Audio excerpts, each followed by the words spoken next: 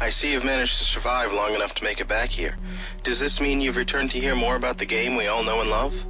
You said you'd prepare more information for today. That's correct. I've brushed up on the topics of the Greys, the Templars, the JFK assassination, and the Priory of Zion. I'll have to warn you, though, I can rant for a long time about the Priory. Tell me about the Priory. After Jesus went bye-bye, there was a lot of debate as to who they should look to lead, probably because Jesus had said all the disciples were equal and that bit about Peter being a rock wouldn't mysteriously appear in the Bible for a little while longer. There was one who did seem to have a higher authority, though. Even in churches that don't like her, she is called the Apostle to the Apostles. That was Mary Magdalene, who was not a whore.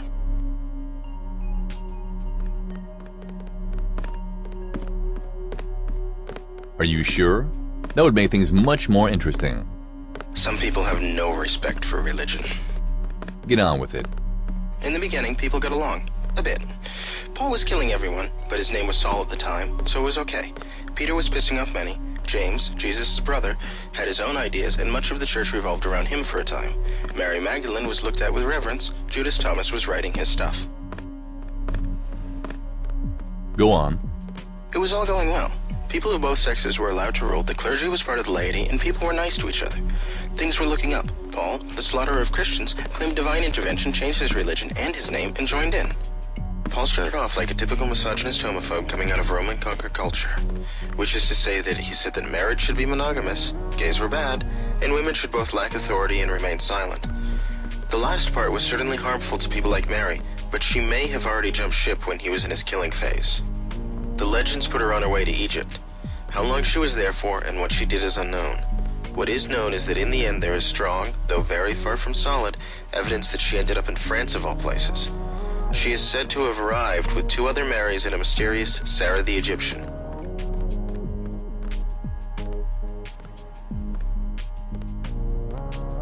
Why does this matter? I'm getting to it. Okay, go on. There's a lot of question about who Sarah is. On the one hand, she was important enough for the Vatican to send 6 bishops and many priests to commemorate the 700-year jubilee of the discovery of her tomb. What did they know? On the other hand, the Vatican decanonized Sarah and, according to one source, tried to edit her out of history. What did they fear? Sarah was referred to as the Egyptian, perhaps because she was born in Egypt. She was also called the Dark Child. Of course, anyone who knows anything about religion knows that this is probably a reference to Lamentations chapter 4 verses 7 and 8, in which it says that the princes of Judah are now black as soot. In other words, she could be of the royal bloodline, a child of Christ born to Mary Magdalene while she was in Egypt. That's heresy. Yes. Heretic, burn the witch. You'd be surprised how often that happened. With the amount of people who were set on fire, decapitated, or otherwise painfully exterminated for saying that, it's amazing any record of the belief survives. In Deus Ex, there are the Illuminati. I assume you noticed them. Did you ever wonder how they managed to rule the world?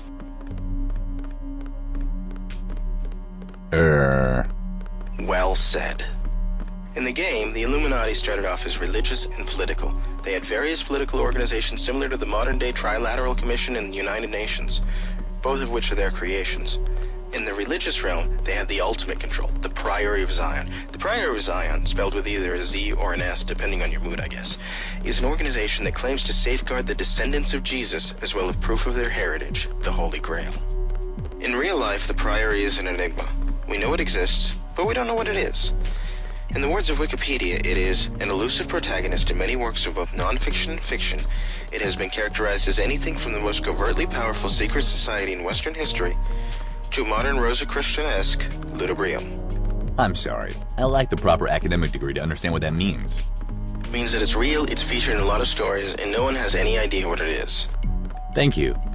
Most believe it to be a hoax, and the extravagant claims made would tend to support that. The priory was supposedly founded in Jerusalem during the First Crusade. The mission was to protect the desposni, or blood relatives of Jesus. The most important among them were, of course, the descendants of Jesus.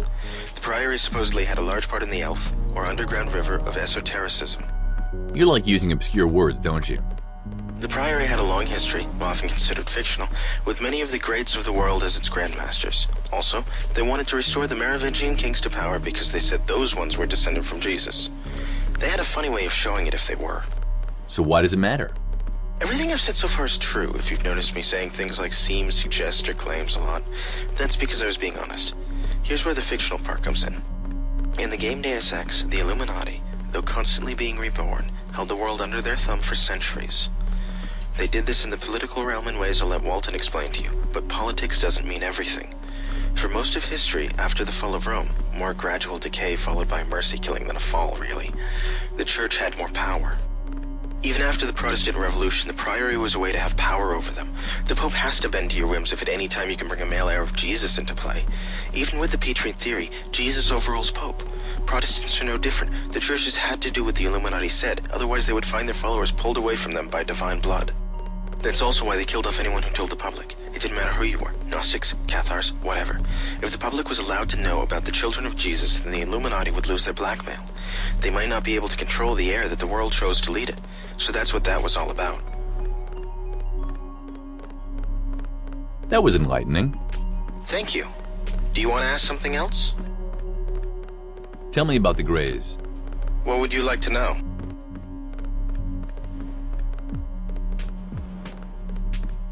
What are the aliens doing in the game?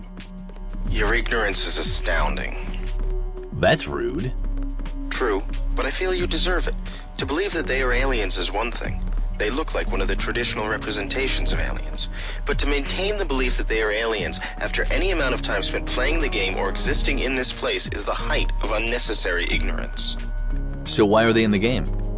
Mostly so that you can fight something other than people, but also because they fit the plot quite well. Any collection of conspiracies has to have aliens, and this one did it in a very nice way. They said that the aliens weren't being covered up, they were the cover-up. The idea of aliens being the method used to distract people from the truth is a very good one. The idea that those aliens are not really aliens, but instead a total fabrication is fun. It also makes sense in the context of modern-day explanations of Roswell. The last time I checked, which is admittedly a few years back, the official explanation of what happened in Roswell involved a top-secret balloon project and a not-so-secret crash test dummy project. The problem is that for the dummies to be involved, they would have had to travel 5 years back in time. Now, from a scientific standpoint, it is more likely that aliens came than crash test dummies traveled through time. The idea that anyone would be so inept in their cover-up is laughable. As a result, the concept that the so-called cover-up was intentionally botched to make people pay attention to that and not to other things is plausible. That is what the game latches onto. How were the Greys created? Initially, we don't know. The implication is, of course, that they existed in our time and before. That being the reason for our concept of what aliens look like.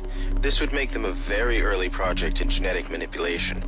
Could explain why they were failures. They are also known to be part of the bovine manipulation project. The problem is that we do not know what the bovine manipulation project is. One possibility is that it is the cause of all those cattle mutilations. Perhaps the cows were used as incubators and the Greys either burst out, unlikely, or were surgically removed. Delicious. Afterwards, in the time of the game, their genetic sequence was recovered from old Area 51 files, and they were cloned the modern way. That is how they were done, right until the end, at which point they were put together molecule by molecule by the Universal Constructor. Okay, cool. Let's talk about something else. Sure. Tell me about the JFK assassination. The story that most people hear is simple. A guy named Lee Harvey Oswald acted alone, firing 3 shots at the president from the 6th-story window. And that is all well and good. All the supposed inconsistencies surrounding Oswald aren't actually inconsistencies. What inconsistencies? People thought that he couldn't fire the shots from that kind of a rifle that quickly, or that he could not have moved from the sniper's perch to where he was first encountered that quickly without breaking a sweat, or that he couldn't make it to the site of the second murder without running. It has been proven that none of these things are impossible, or indeed remotely unlikely. So where do the conspiracy theories come from? Some people refuse to admit that Oswald could have done what it is said he did, but they're just holdouts from bygone times. Others say that it could have been done, but maintain that it wasn't. These people may be correct. It's really too late in the game to check it out. For most, though, it's not a question of the 3 shots Oswald fired. It's a question of who fired the other shots. By pure accident, the entire thing was recorded off of a radio in the motorcade itself. 3 shots were heard, consistent with the sound of a shot fired from the 6th floor of the Texas Schoolbook Depository. But then a 4th was heard. Acoustic evidence shows that the shot is not consistent with those coming from the Texas Schoolbook Depository. In fact, it matches exactly the sound of one coming from the grassy knoll. the damn grassy knoll. Obviously, this matches eyewitness accounts, which would perhaps better be described as earwitness accounts. It also matches the video evidence, which shows the president getting shot in the head 4.8 seconds after the third shot. What's the point? Well, Oswald could not have fired the fourth shot, so who did? The House Select Committee on Assassinations concluded that Kennedy had probably been killed by conspirators who, other than Oswald, were unidentified. This particular government-commissioned investigation doesn't get that much press. Of course, others have said that the fourth gunshot was just random noise. A random noise that just happens to be identical to the sound of a gunshot fired from the grassy knoll when recorded from the motorcade. While it is impossible to discount this possibility, it has never been explained why someone would be playing a tape recording of a gunshot on the grassy knoll at the exact moment the video evidence shows Kennedy being shot. What does it all mean? The whole thing is confusing as hell because as technology becomes better able to analyze the recording, we find out not only that the fourth shot is indeed real, but that there may or may not be a fifth shot. While we cannot improve the quality of the initial recording, there are ways to improve the quality of the playback. It was this improvement that led people to speculate that there might be a fifth shot. Even now, a new technology is being developed that might be able to improve the playback to the point that the fifth shot can be definitively thrown out or definitively put in. Until then, the jury is way out. Okay, let me ask you something else. Sure. Tell me about the Templars. What do you want to know? What can you tell me about the history of the Templars? The Templars are one of those enigmas of history. Not really much of an enigma, though. In 1118, Baldwin II, Patriarch of Jerusalem, accepted a vow from a knight of Champagne. This marked the start of the Templars. 10 years later, the Templars adopt the monastic rule of St. Benedict. They also start wearing white clothing with a red cross. That same year, they get papal approval. Because they had taken a vow of poverty, they couldn't make money. They lived entirely off donations, very big ones. They amassed so much wealth that they were able to found the first credit system. A pilgrim would drop off money at home, get a receipt, and pick up money at their destination. In 1250, the Templars showed that they were still religious in spite of the money, when 80 captured Templars were put to death for refusing to renounce Jesus. Then the Europeans were kicked out of the Holy Land in 1291. 13 years later, Philip, King of France, wanted the Templar stuff and, with the help of the Pope, arrested all of the Templars in France. Under torture, they confessed to a lot. Those that changed their minds when not being tortured were set on fire. In another 6 years, a council was called to decide the Templars' fate. When it finished the next year, the Templars were dissolved. In 3 more years, the last Templar leader was killed. But the Templars wouldn't stay dead. 3 years later, the Christian militia was founded. It was just a new name for the Templars of Portugal. In various other countries, various new organizations were founded that were really just the surviving Templars. Prince Henry the Navigator became Grand Master of the Christian militia. Columbus was son-in-law to a Grand Master, and he sailed under a Templar cross. History says that they went into decline and disappeared. Conspiracy theory says that they are out there, doing things. Okay, what things? What do you know about the Templars and Deus Ex?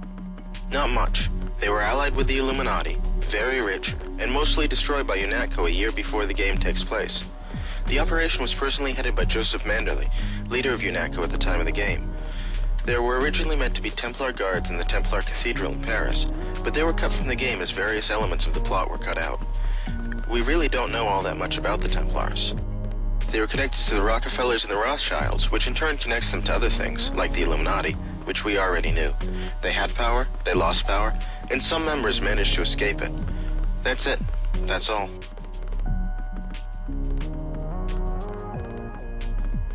Okay, let me ask you something else. Sure.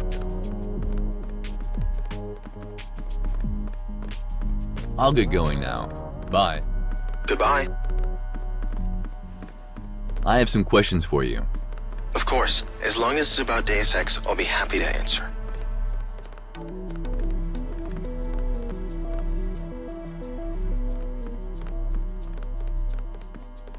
I'll get going now. Bye. Goodbye.